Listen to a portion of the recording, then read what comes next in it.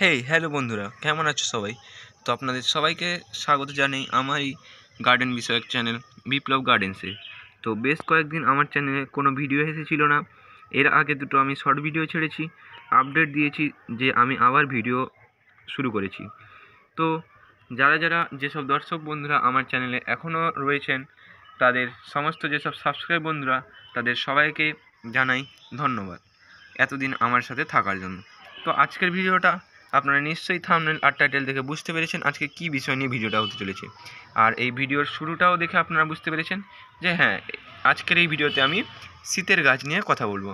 তো এবছর আমি শীতের কী গাছ করেছি, কী পরিচর্যা আপনাদের সঙ্গে শেয়ার করব, সব কিছুই আপনাদের সঙ্গে ভিডিওয়ে আপডেট সহ শেয়ার করব। তো একটা করে গাছ শুরু করা যাক। প্রথম যে গাছটা শুরু করছি, এই যে দেখতে পাচ্ছ ছোট্ট একটি গাছ, এটি হচ্ছে প্যানজি। তো অনেকেই এই প্যানজি ফুলটি জানেন, আবার অনেকেই জানেন না। তো আমি স্ক্রিনের বাম ধারে প্যানজির একটি ছবি লাগিয়ে দেব, তো তোমরা সবাই দেখে নেবে। প্যানজির এই একটি গাছ এনেছি এবং আরেকটি গাছ রয়েছে এখানে। তো দুটো বাটিতে দুটো প্যানজি লাগানো রয়েছে। তো অনেকেই ভাববেন যে এই চারাগুলো বালিতে পোতা আছে কেন। তো এই চারাগুলোকে যখন আমি তুলব, আপনারা দেখতে পাবেন যে চারাটিকে যখন তুলছি তখন এতে কিন্তু একটা লাল ছোট টব আছে। তো যেসব দর্শক বন্ধুরা গাছ কিনতে চান বা যারা বাগান করেন, তারা শীতের বাগান করেন, তারা সবাই জানেন যে এই রকম ছোট টবে গাছগুলো থাকে। তো সেই টবগুলোয় যেহেতু খুবই কম সীমিত পরিমাণে মাটি রয়েছে, তাই তাড়াতাড়ি জল শুকিয়ে যাওয়ার সম্ভাবনা থাকে।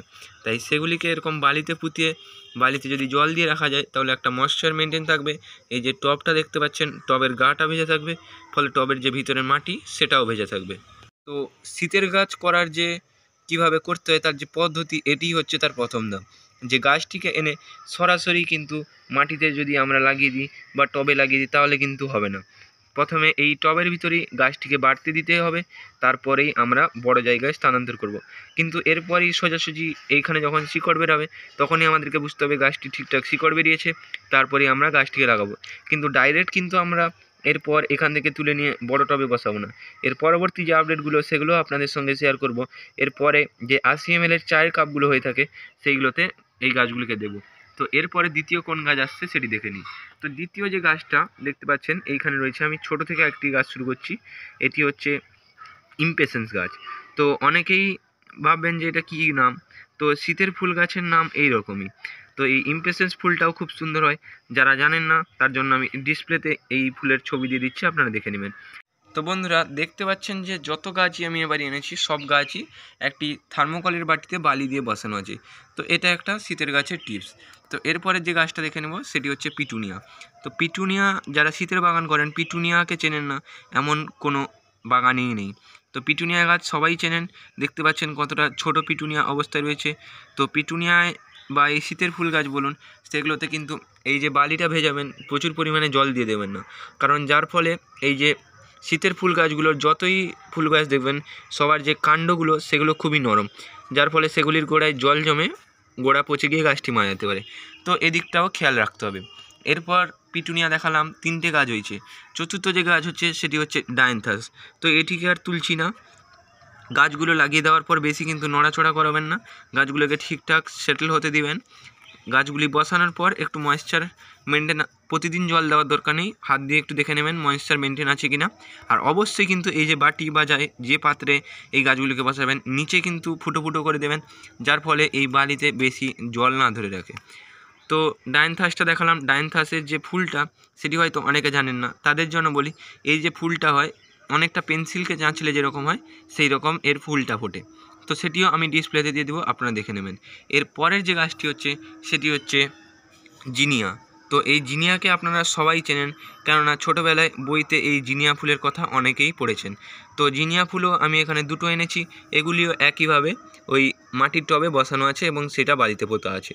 তারপরে রয়েছে অ্যাস্টার।